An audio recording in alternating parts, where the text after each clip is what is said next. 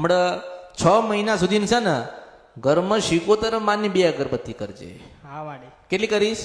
2 અગરબત્તી. હા, 75 માની 2 ઘરમાં અગરબત્તી કરજે.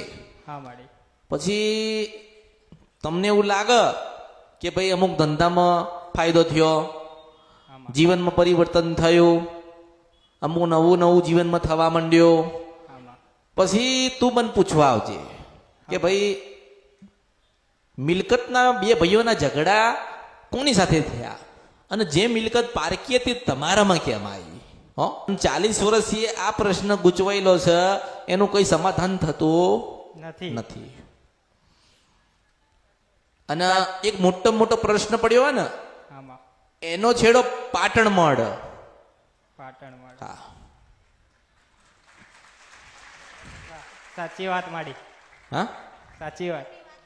મિલકતની વાત સાચી વાત. હા માડી મિલકતની વાત સાચી નીકળશે, દાયણોદની ઝોપડી માતા નીકળશે. હા માં.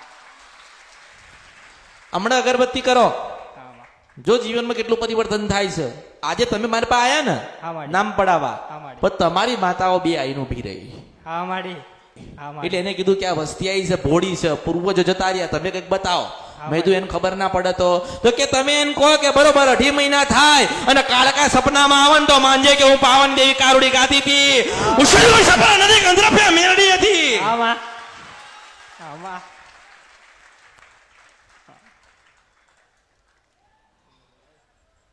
કેટલા?